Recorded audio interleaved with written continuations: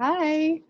I wanted to address an issue that I've seen coming up a lot lately, and it definitely has to do with COVID, but it also happens at other times in not pandemics.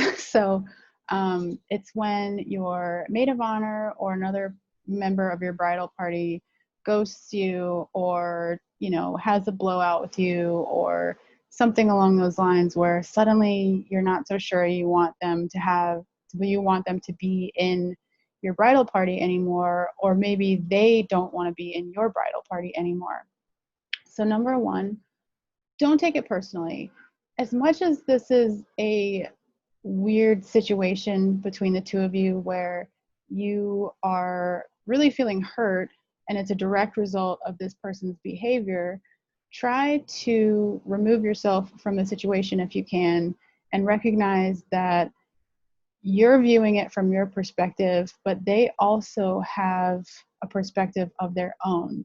And there may be things below the surface that you don't know about. Could be something that has nothing to do with you, but it's an issue that they might be dealing with that's caused them to lose focus in other areas of their lives. So do your best to not take it personally, because if you're taking it personally, it's going to heighten your emotions and have a bigger, worse effect on you for your wedding day. So another thing is to forgive that person. Forgiveness is really important, and it's a really great skill, especially in marriage. So it's a good time to practice. And so you can practice forgiveness, practice understanding that they're coming from a different place than you. They're seeing things in a different way than you're seeing things. And no, I don't think anyone would agree that ghosting is okay if that's what happened. But the main point is that when you forgive someone, you release them from your need to be right. And there's a quote that goes something like, staying angry with someone is like picking up a hot coal with intention to throw it at someone else.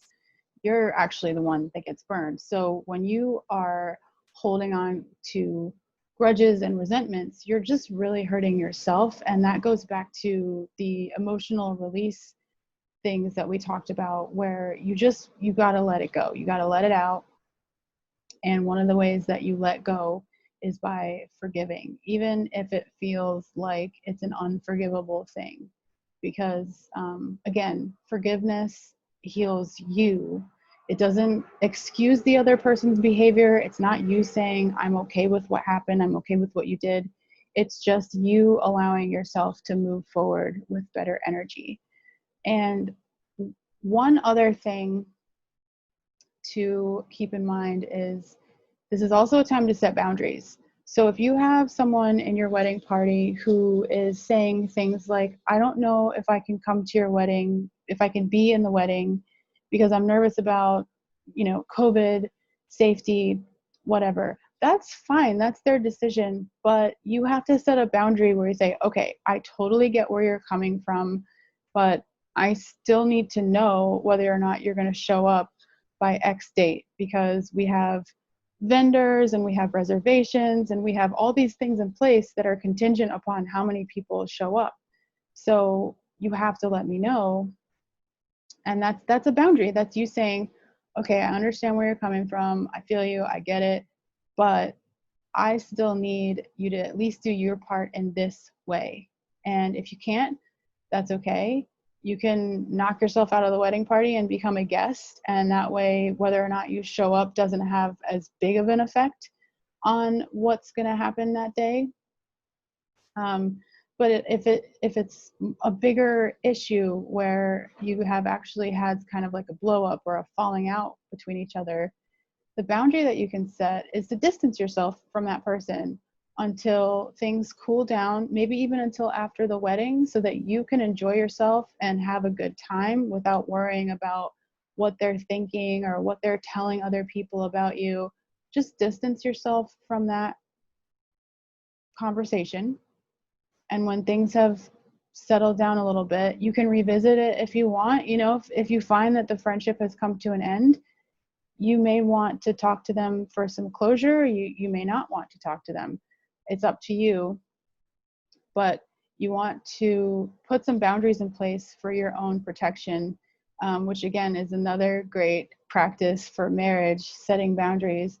You always have to protect your own energy first, because if you're giving, giving, giving, and allowing, and letting people walk all over you, it's going to build resentment.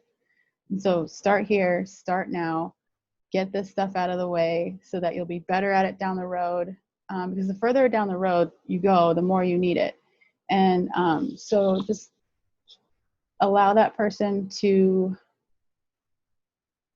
be on your back burner for a bit. Another thing is to ask for support from other people. You still have people in your lives who are supportive and do care, and maybe they're not in your wedding party. You don't necessarily have to replace that person if you do end up taking someone out of your wedding party. With the way things are going right now, COVID has kind of created this thing where if you show up to a wedding and there's 4 groomsmen and only 2 bridesmaids, it's not as big of a deal as it might have been before, where people might wonder, why is it uneven? Some people have a real need to make things even. I certainly did. We ended up having the same number on either side. But with the way things are going now, with people only going to the weddings if they feel safe, things come up. It's a much more understandable situation for you to maybe have a person or 2 missing from your bridal party the day of. And so use that to your advantage. You can allow people to make decisions about their own safety without taking it personally, without holding resentment on that. I mean, yes, there are better and worse ways of delivering the news, but you just want to make sure that you are still getting the support that you need through other people. So maybe you realize that one of your bridesmaids has really stepped it up, even though your maid of honor kind of dropped the ball, or vice versa, or maybe a family member has really been helping you out.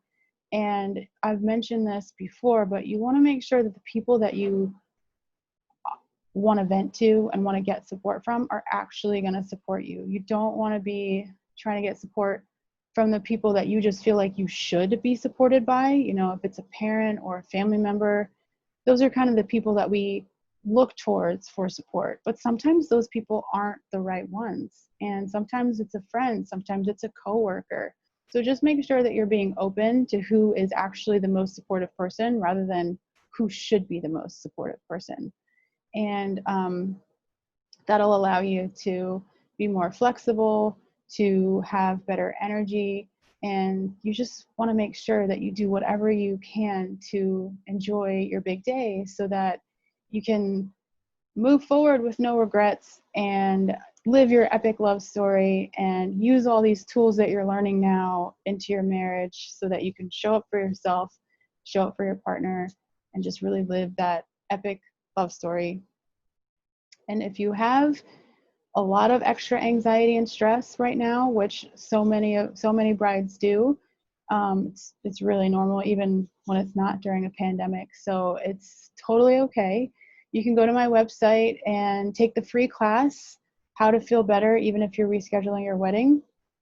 It's at amindfulbride.co/free class.